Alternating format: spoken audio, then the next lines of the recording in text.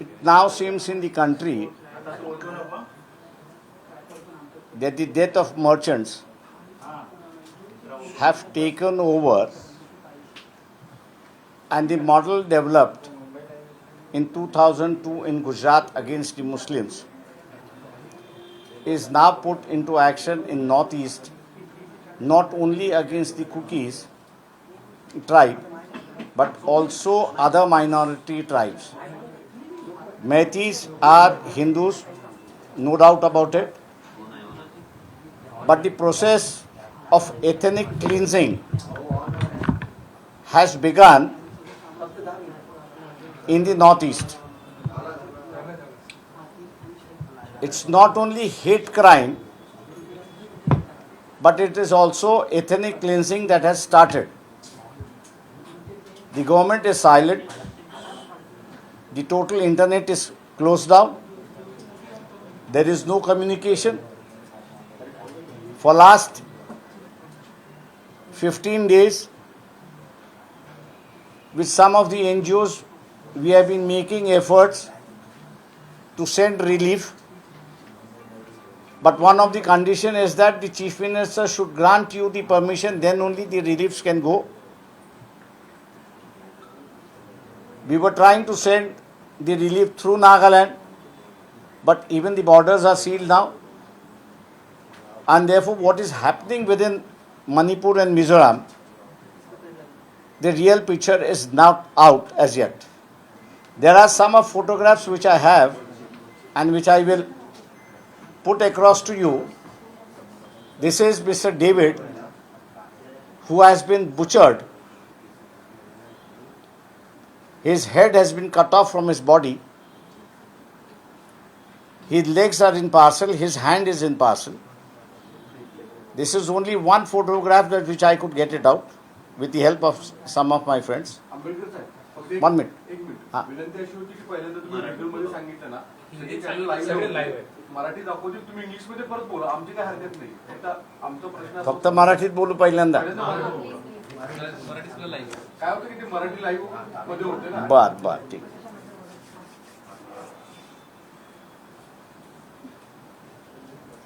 RSS BJP यांचा जो एक अजेंडा आहे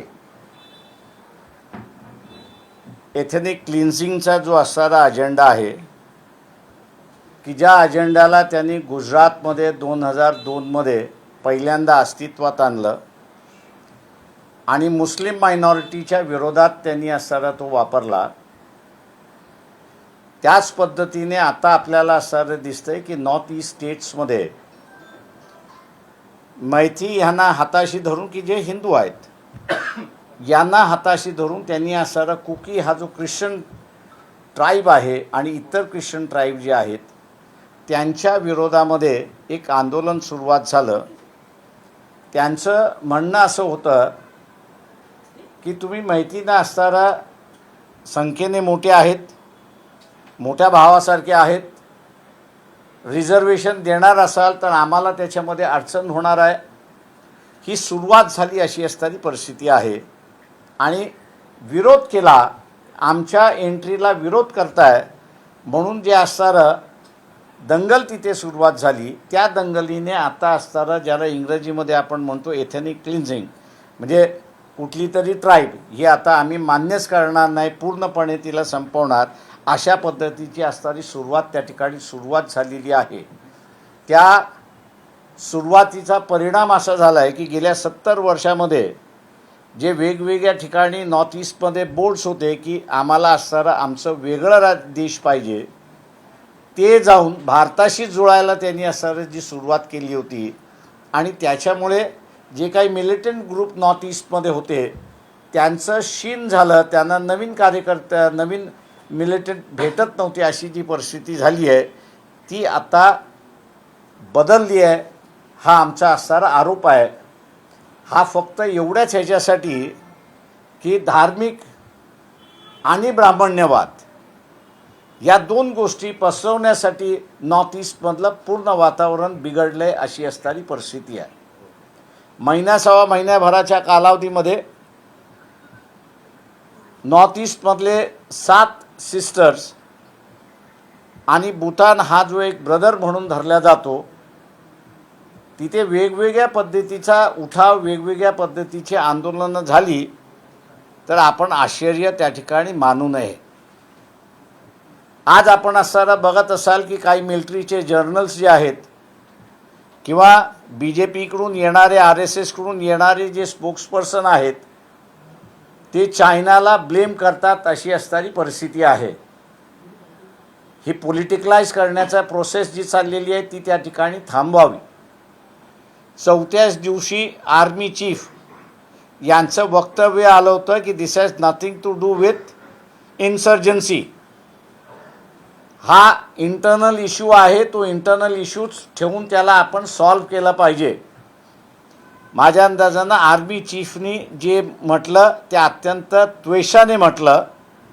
याचं कारण की 70 वर्षामध्ये त्यांनी पेनस्टिकिंगली अत्यंत परिश्रम करून त्यांनी दुरावा जो निर्माण झाला होता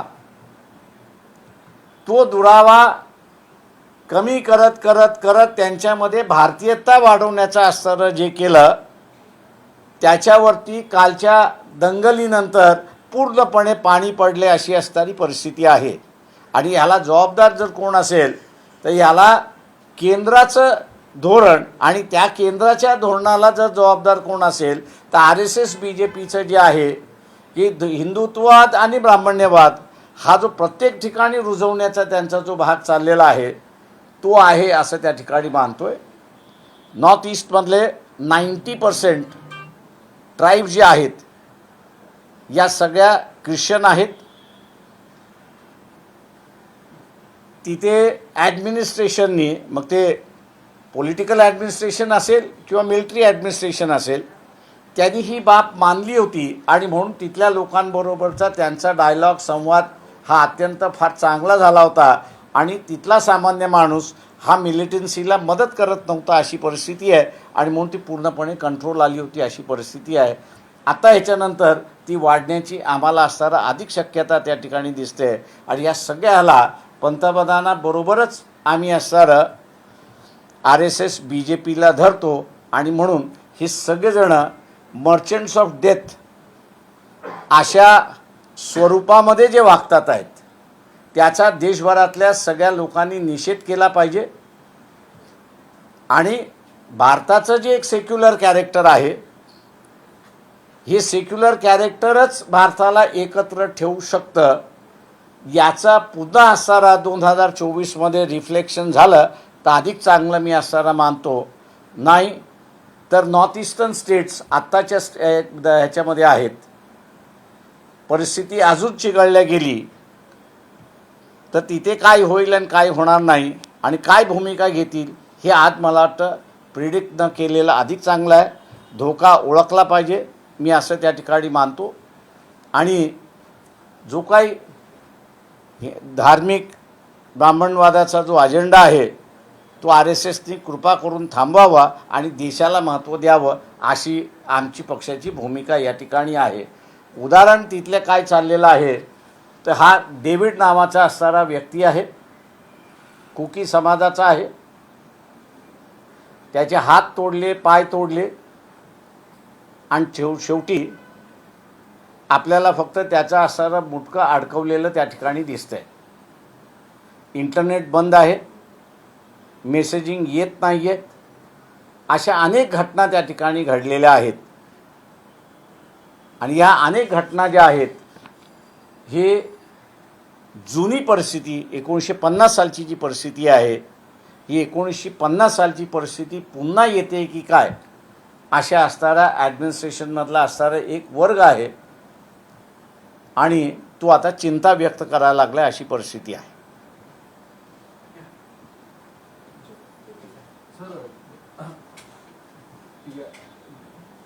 सगळ्या विषयांवरून सध्या महाराष्ट्रात मोठ्या प्रमाणामध्ये आंदोलन होताना पाहायला मिळतात. काही आदिवासी आमदार देखील काही दिवसांपूर्वीच राज्यपालांना भेटून आले. वंचित बहुजन आघाडीच्या वतीने देखील आंदोलन होताना पाहायला मिळतात. मी पहिल्यांदा असणारा या ठिकाणी पाहतोय की महाराष्ट्रातला जो आदिवासी आहे हा आदिवासी नॉर्थ ईस्टच्या आदिवासीबरोबर आपला संबंध आता जुळायला लागलेला आहे. त्याचे प्रश्न आपले प्रश्न आणि आपले प्रश्न त्यांचे प्रश्न झाले पाहिजेत या दृष्टीने त्यांनी महाराष्ट्रभराच्या वेगवेगळ्या ठिकाणी मोर्चे काढलेत, आंदोलनं केलेली आहेत, निदर्शनं केलेली आहेत. दुर्दैवाने मी असं म्हणेन की सटाणाचे असणारे जे SP आहेत त्यांनी आदिवासींवरती असणारा लाठीचार्ज केला. इनसेन्सिटिव्ह पोलीस अधिकारी जे आहेत, या इनसेन्सिटिव्ह पोलीस अधिकाऱ्यांना स्पॉटवरनं काढणं हे त्याच्यातलं असणारं महत्त्वाचं आहे.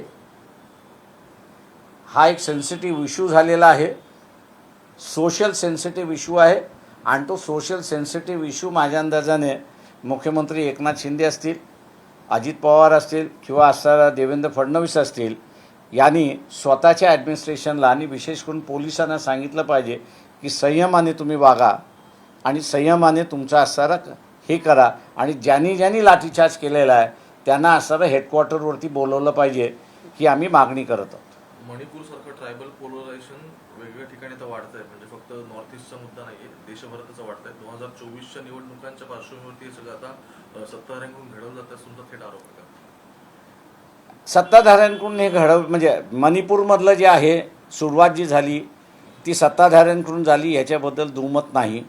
ज्या पद्धतीने कंट्रोल केलं पाहिजे होतं त्या पद्धतीने ते कंट्रोल करण्यात आलेलं नाही. तिथे जी पहिली मागणी होती कदाचित किंवा सेंट्रल रूल करा, आठवडाभराच्या आतमध्ये सेंट्रल रूल करा म्हणून जी मागणी आली होती ती कदाचित सेंटरने मान्य केली असती तर मला असं वाटतं की प्रकरण इथपर्यंत वाढलं नसतं अशी परिस्थिती आहे. नॉर्थ ईस्टमधलं नवीन डेव्हलपमेंट जे आहे मागच्या 10 वर्षामध्ये जे आम्ही अनुभवलेलं जे आहे ते म्हणजे नॉर्थ ईस्टमधला माणूस जसं स्वतःच्या स्टेटशी रिलेट करतो तसा तो सेंटरशी रिलेट करतो आहे. म्हणजे सरकार ज्याचं कोणाचं आलं सेंटरमध्ये त्याच्याबरोबर तो जातो. आता हे एक संकेत होतं की नॉर्थ ईस्टमधला हा सेंटरबरोबर रिलेट झालेला आहे आणि सेंटरकडून तो असणारा प्रोटेक्शन देतो अशी परिस्थिती आहे. दुर्दैवाने सेंटर त्याला प्रोटेक्शन द्यायला याच्यामध्ये फेल झालेला आहे आणि म्हणून 7 सिस्टर आणि 1 ब्रदर हा आता चिंतेच्या ह्याच्यामध्ये आहे की आपण काय करायचं, आता आपल्याला वाली कोणी राहिलेला नाही ही भावना त्याच्यामध्ये वाढत चाललेली आहे. सर, ते मनोहर भिडेसारखे जे लोक ते आक्षेपार्ह स्टेटमेंट करतात, राज्य सरकारतर्फे जी कारवाई केली मी नंतर बोलेन, मी पहिल्यांदा याच्यावरती येतो. सर, शरद पवार म्हणजे एका बाजूला विरोधकांची मी शरद पवारचं नंतर येत, पहिल्यांदा ह्याच्यावरती राहतो. हा माझा मेन इश्यू आहे. शरद पवार येतील जातील पण मणिपूर हा असणारा नॅशनल इश्यू आहे. तो प्रॉपर प्रॉस्पेक्टिव्हमध्ये असणारा देशापुढे गेला पाहिजे. आमदार गेले होते, खासदार गेले होते, त्यांनाही तिथे जाता आलं नाही अशी कॅम्पमध्ये घेऊन गेलेले आहेत पण इंटिरियरमध्ये तिथे असणारं त्यांना जाण्याची परवानगी नाही अशी असणारी परिस्थिती आहे. मला वाटतं हे चुकीचं असं मी त्या ठिकाणी मानतो. तुम्ही दौरा केला बाळासाहेब, काय परिस्थिती तुम्हाला तिथे जाणवली? 15 दिवस भागात गेला ते मी मध्यंतरी असणारा नागालँड असेल, मिझोराम असेल, मणिपूर असेल, या सगळ्यात जे जिल्ह्यांमध्ये आणि चांगली ठिकाणं जे बघण्यासाठी सुद्धा मी गेलो होतो. माझं जे लोकांमधलं जे इंटरॅक्शन झालं होतं त्या काळात तिथे असणारं ते त्यांच्या राज्यांच्या मुख्यमंत्र्यापेक्षा केंद्राला अधिक महत्त्व देत आणि त्याच्यावरती त्यांचा विश्वास होता की आमचं डेव्हलपमेंट आता केंद्र करत राहील. ही भावना मी 80 साली ज्यावेळेस गेलो होतो त्यावेळेस ती मला ॲबसेंट होती अशी दिसत होतो. हा बदल मला तिथे दिसला आणि हा बदल माझ्या अंदाजाने आज संपला की काय अशी भीती वाटायला लागली. सर्वोच्च न्यायालयाने यामध्ये पुढाकार घेऊन सरकारला वेळ दिला होता कारवाईसाठी, पण त्याला भाजपच्याच आमदारांकडून विरोध होतो की तुम्ही जर सर्व ठिकाणी पाहत असाल तर निवडणुका घेण्याची गरज आहे. माझं म्हणणं असं आहे की chief justice of India Chandrachud यांनी घेतलेली भूमिका योग्य असं मी त्या ठिकाणी मानतो.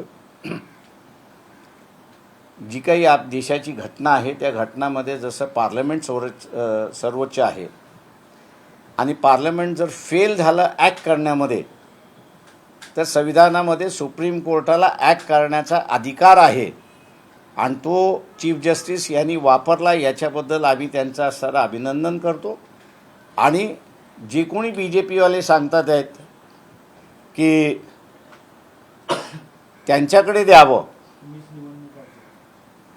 त्यांच्याकडे द्यावं असं जे आहे, माझं म्हणणं असं आहे की तुम्ही पंतप्रधानांना म्हणावं की राजीनामा दे, इलेक्शन घे, लोकांना जो निर्णय द्यायचा आहे तो लोक निर्णय देऊन मोकळे होते.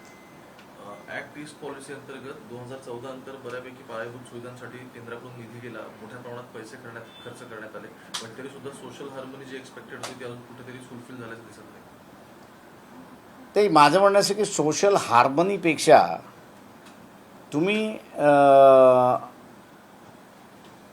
जे रिलेशन डेव्हलप झाले होते ते रिलेशन बिघडवले कशासाठी? तिथे असणारा ही मागणी असती की बा मैतीनं असणारा आरक्षण पाहिजे अशी जर मागणी मोर्चा हा जर असता आणि ते दिलं असतं तर हे अचानकपणे मतदानाच्या स्वरूपामध्ये असणारं काहीतरी आपण करायचं ते ठरवून केलेलं असं मी त्या ठिकाणी मानतो आहे. आणि म्हणून माहिती कुकी लागली. आता ते उरलेले सगळे त्याच्यामध्ये मणिपुरियन सगळेच आपण बघितलं असेल की पलायन करायला सुरुवात झालेली आहे आणि प्रत्येकजण जो पलायन करतो आहे तो आपल्या जुन्या स्टेट जे होतं त्या जुन्या स्टेटमध्ये तो पलायन करायला लागला. हा धोका असं मी त्या ठिकाणी मानतो आहे. या सगळ्या दरम्यानच समान नागरी कायदा याची देखील वारंवार चर्चा होते. आत्ताच ही जर परिस्थिती असेल तर येत्या काळात देखील हा म्हणजे देशभरात ह्या गोष्टी होतील परत असं वाटते. मला जे काही पॉलिटिकली डिडक्टिव्ह रित्याने असताना मी जे बघतो आहे,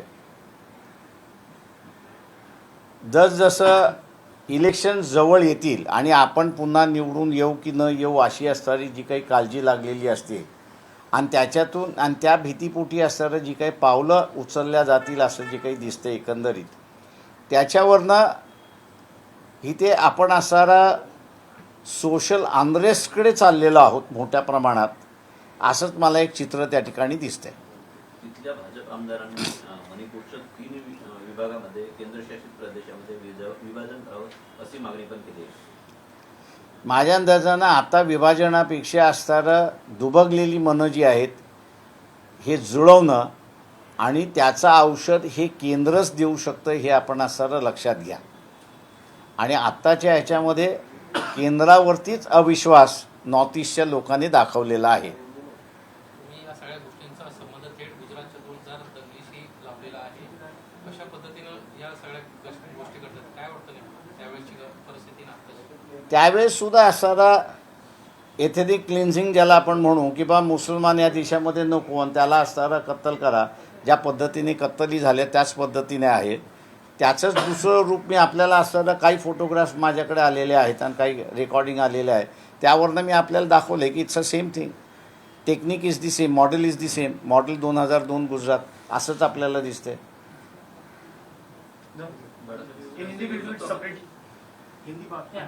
आज हिंदी अंदर करें.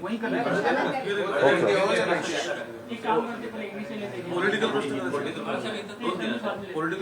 त्यानंतर हिंदी बर. ज्या सोशल हार्मनीबद्दल आपण म्हणत होतो, महाराष्ट्रात सुद्धा सतत संभाजी भिडे नावाचे एक व्यक्ती ज्या सतत आरोप करतात आणि गांधींवरती बोलणं असेल किंवा याच्या आधी जे सगळे इतिहासातले काही व्यक्ती असतील त्यांच्यावरती बोलणं, स्त्रियांबद्दलची वक्तव्य समोर येत आहेत. नक्की कसं तुम्ही या सगळ्याकडे ते माझ्या अंदाजानं मी याचं सरळ ब्लेम जे आहे ते शरद पवारांवरती टाकतो आहे. का त्यांनी या उद्धव ठाकरेंना एक पत्र लिहिलं होतं भीमा कोरेगावच्या संदर्भातलं. सरकार त्यांचं होतं. शरद पवारांनी ती कागदपत्र का नाही दाखल केली? ती दाखलपत्र केली असती तर SP पुन्हा यांनी सुप्रीम कोर्टामध्ये जे ॲफिडेविट दाखल केलं होतं त्या ॲफिडेविटमध्ये 2 जणांची नावं त्यांनी उल्लेख केली होती. एक असताना मिलिंद एकबोटे आणि दुसरं असताना संभाजी भिडे यांचं. शास्त्राला आम्ही भिडेंच्या विरोधात म्हणत होतो, ते म्हणत आमच्याकडे पेपर्स नाही आहेत. शरद पवार म्हणत असतील माझ्याकडे पेपर्स आहेत, पत्र लिहिलं त्यांनी, पण पेपर दिले नाहीत.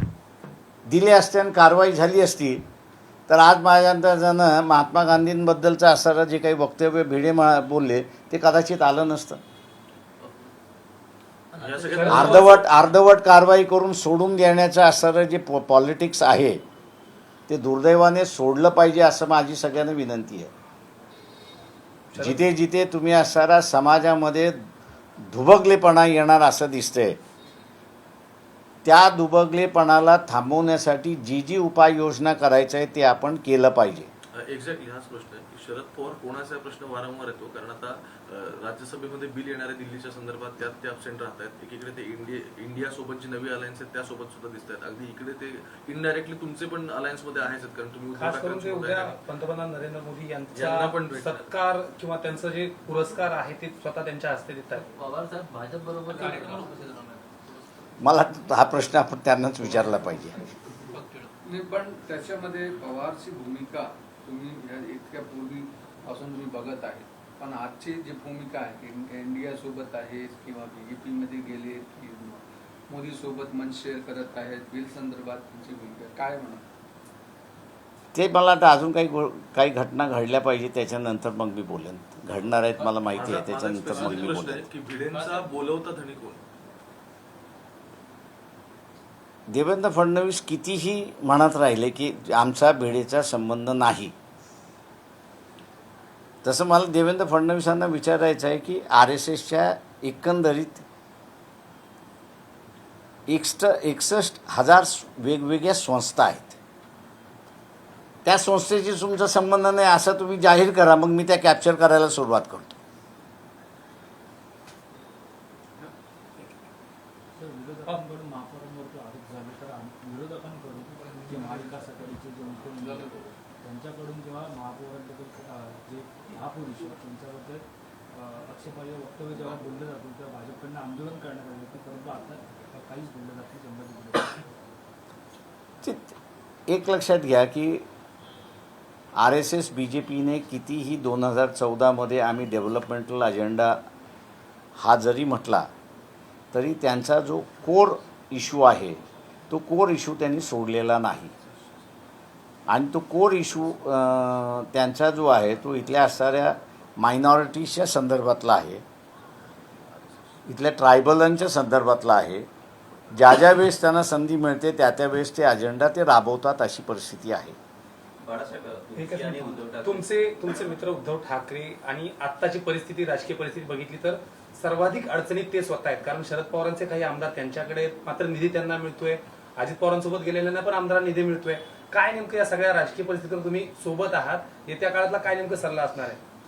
ते माझा सल्ला कोणाला काहीच नसतो. आम्ही असणाऱ्या 2024च्या लोकसभेच्या आणि विधानसभेच्या ज्या निवडणुका आहेत ते एकत्र लढणार आहोत एवढंच फक्त आम्हाला माहिती आहे. पण शरद पवारांचं असं कन्फ्यूज राहणं कितपत परवडणार आहे या सगळ्या महाविकास आघाडीला? पूर्ण ते माझं म्हणणं असं आहे की एकदा इलेक्शन जाहीर झालं की प्रत्येक पॉलिटिकल पार्टी भूमिका घ्यायला सुरुवात करेल.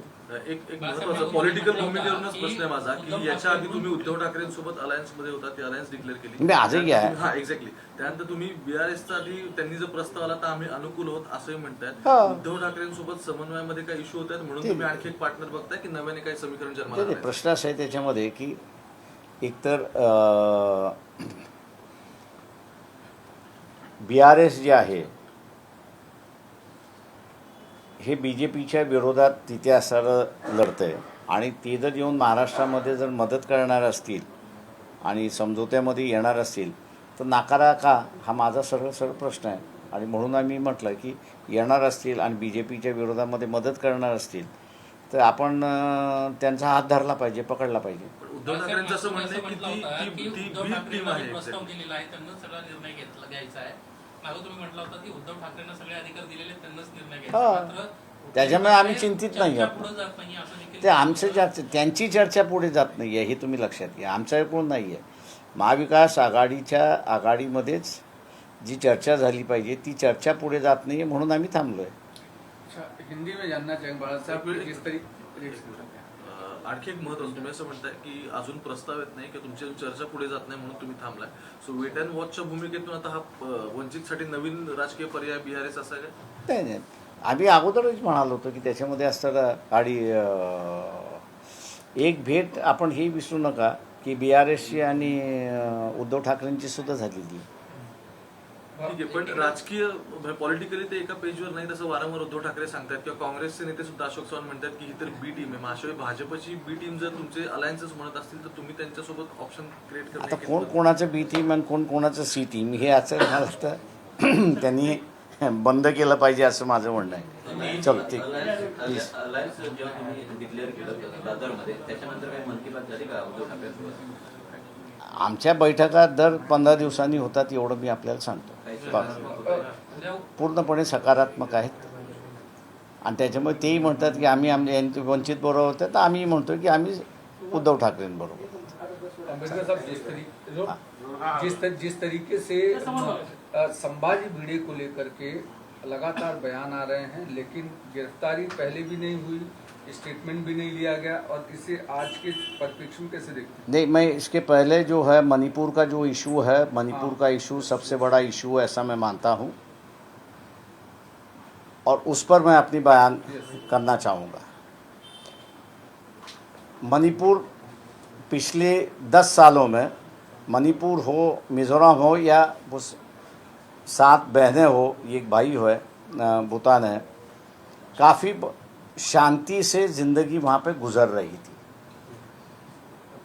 जो बदलाव हम लोग ने नॉर्थ ईस्ट स्टेट में देखा वो ये है कि नॉर्थ ईस्ट के लोग सेंटर पर काफ़ी विश्वास रखना शुरुआत किए थे, और उनका भरोसा भी था कि हमारा विकास जो है वो सेंटर करेगी और सेंटर के साथ हम लोग ने रहना चाहिए. इसलिए जितनी भी मिलिटेंट ऑर्गेनाइजेशन थी, ये मिलिटेंट ऑर्गेनाइजेशन लड़ाई के बजाय समझौते के पक्ष में आना शुरुआत हुआ था. ये मैं मानता हूँ कि वहाँ की जो मिलिट्री है, वहाँ के जो एडमिनिस्ट्रेशन है, उसको ये पूरा श्रेय जाता है. ऐसी एक परिस्थिति है.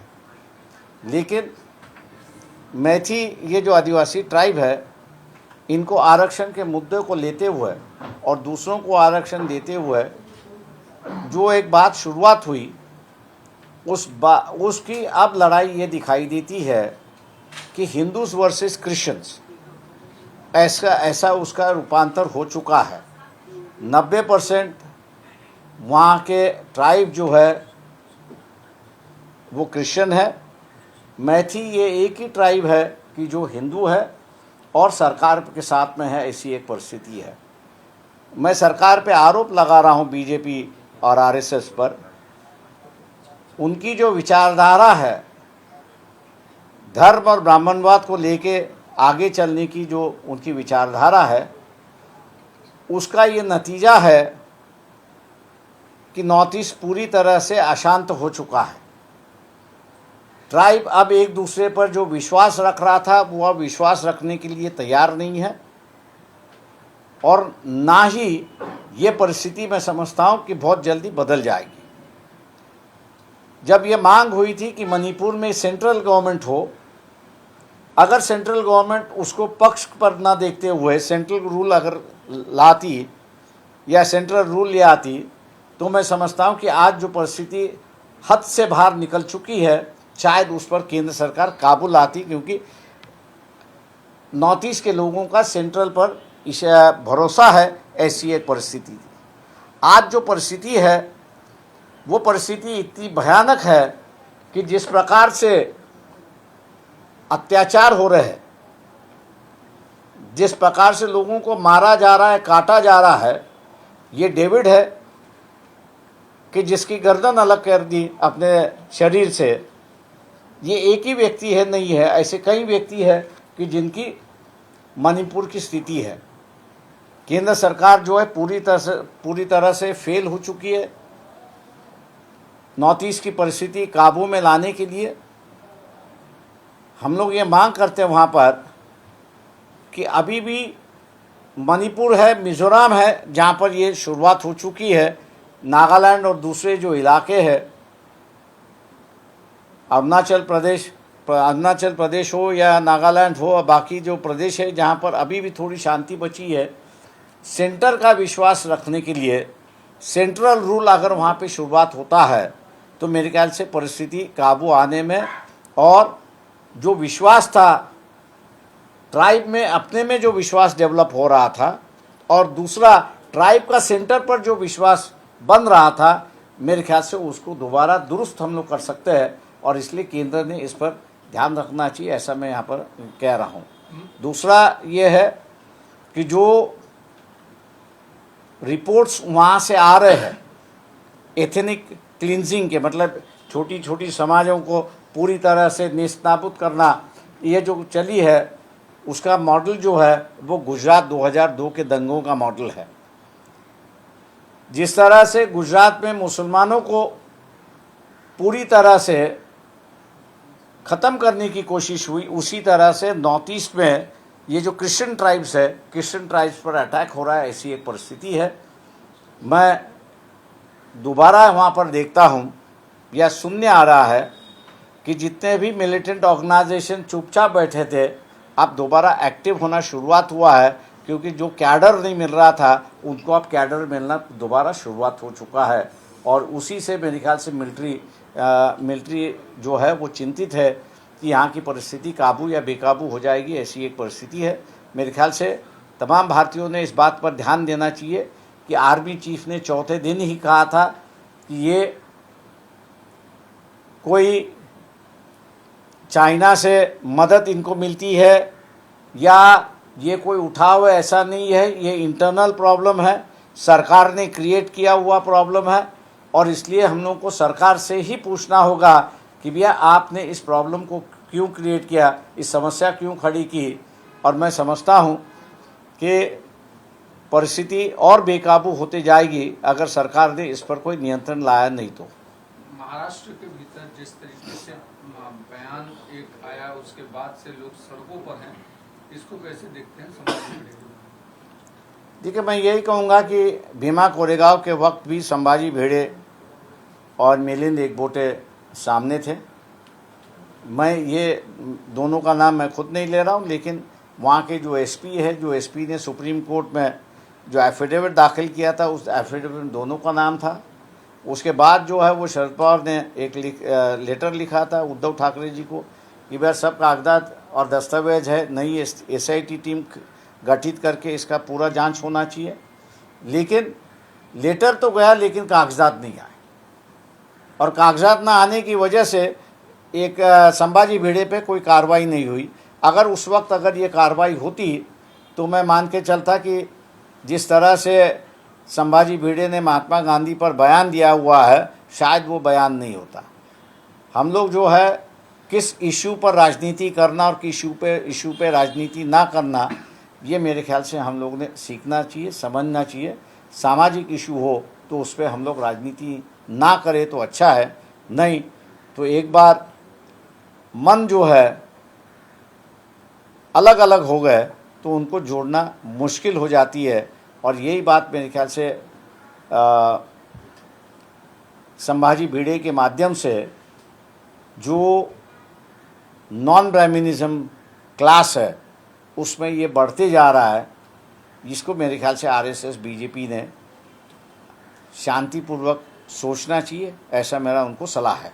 महाविकास आघाड़ी के भीतर जो चर्चा चल रही थी पिछले कुछ समय से, आप भी चूंकि शिवसेना के अलाइंस पार्टनर हैं उद्धव ठाकरे के साथ, अचानक पूरी की पूरी चर्चा ट्रैक पर से उतरी हुई दिख रही है। कोई बात करने के लिए तैयार नहीं, किसी भी तरीके से प्रोसेस, मतलब जो सरकार के खिलाफ एक बड़ा गढ़ तैयार किया जा रहा था, वो सब डिरेल होता हुआ दिखाई पड़ रहा है। नहीं, मैं ऐसा नहीं मानता हूँ कि गढ़ डिरेल करने की कोशिश हुई है।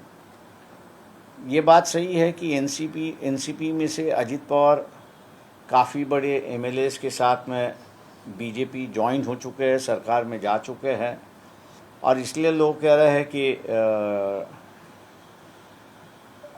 तीसरा मोर्चा जो है वो विकल्प के रूप में आगे आएगा या नहीं आएगा। मैं समझता हूँ कि ये बात सही नहीं है।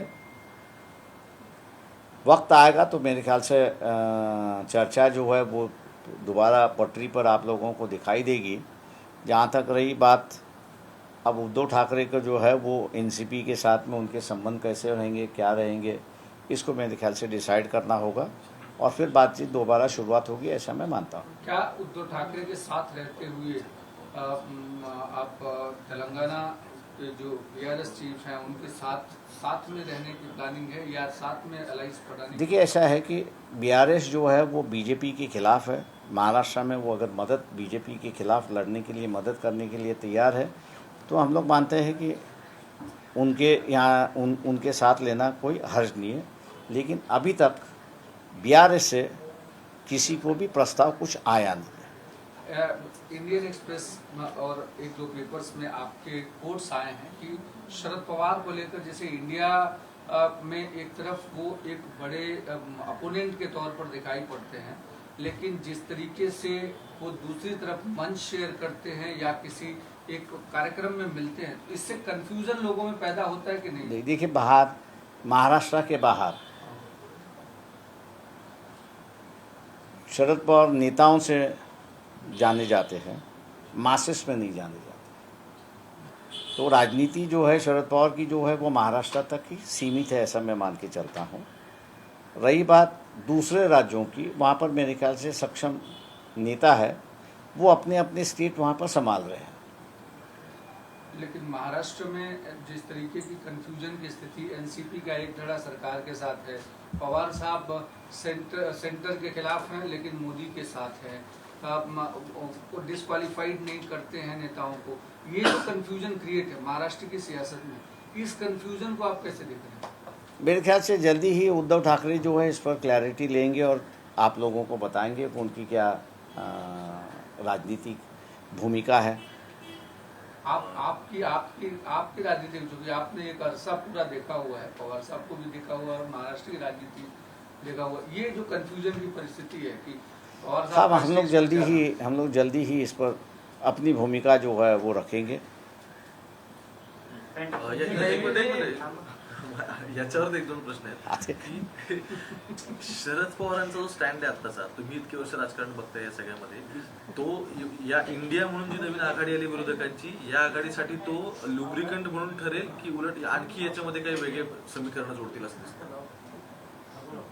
मी अजून म्हटलं ना, काही दिवस तुम्ही जरा थांबा, तुमच्या लक्षात येईल काय काय चाललंय ते। तुम्ही असं म्हणता की उद्धव ठाकरे तुम्ही सोबतीने या सगळ्यावरती स्टँड घेणार आहात, मागच्या वेळी तुम्ही ते सांगितलं नाही, उद्धव ठाकरेंनी स्टँड घ्यायचा आहे एनसीपीच्या संदर्भातला। आम्ही आमचा स्टँड काय तो उद्धव ठाकरेंना कळवलेला आहे। ठीक, एक्झॅक्टली। तुम्ही मागच्या वेळी म्हटलं होतं की बॉम्ब फुटणार आहेत, त्यातले एक दोन बॉम्ब फुटले सुद्धा महाराष्ट्रातले। आता हा तुम्ही जे सांगताय की नवीन इंडिकेशन म्हणायचं काय सगळ्या महाविकास आघाडीतून बाहेर पडण्याचं? कोणाला? आता तुम्ही जे काय म्हणताय की उद्धव ठाकरेंना तुम्ही तुमचा मेसेज कन्वे करा, ते माझा मेसेज आम्ही कन्वे अगोदरच केलेला आहे। एक शेवटचा प्रश्न, मुंबईतला जो फर्निचर घोटाळा झाला होता सगळा, त्याच्यामध्ये ज्यावेळी शिवसेना होती म्हणजे आदित्य ठाकरे यांचं नाव समोर आलं आणि सगळ्यात महत्त्वाचं म्हणजे अवास्तव दराने फर्निचर प्रोक्युअर केलं गेलं असं क्लिअर झालं। आता तुम्ही त्यांचे अलाय आहात, नक्की कसं आहे सगळ्याकडे बघता का? तुम्ही सुद्धा निवडणुकांना सामोरं जाणार? हा, मला वाटतं ते इस्टॅब्लिश होऊ द्या एकदा, मग त्याच्यावरती चर्चा करता येईल, नाही तर आपले नेहमी 2G स्कॅम सारखंच व्हायला नको। बाळासाहेब, सध्याची परिस्थिती जी बघताय, शरद पवार उद्याच्या कार्यक्रमाला जायला पाहिजे की नाही? उद्याच्या कार्यक्रमाला, सत्कार कार्यक्रमाला मोदीच्या जायला पाहिजे की नाही? ते प्रत्येकाने ठरवलं पाहिजे, मी कोण सल्ला देणार?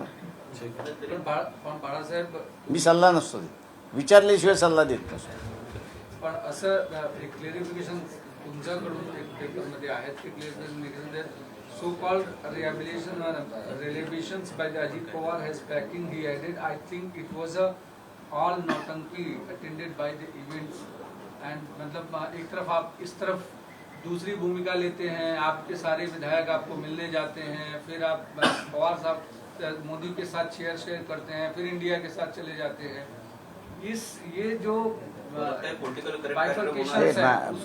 मैंने आपसे जो कहा कि हम लोग जल्दी ही अपना स्टैंड पब्लिकली क्लियर करेंगे। देश विदेशातील प्रत्येक घडामोडींचे लाईव्ह अपडेट मिळवण्यासाठी आता साम टीव्हीच्या सर्व सोशल मीडिया प्लॅटफॉर्मला लाईक, फॉलो आणि सबस्क्राईब करा। तसंच सर्व नोटिफिकेशनसाठी बेल आयकॉन प्रेस करायला विसरू नका।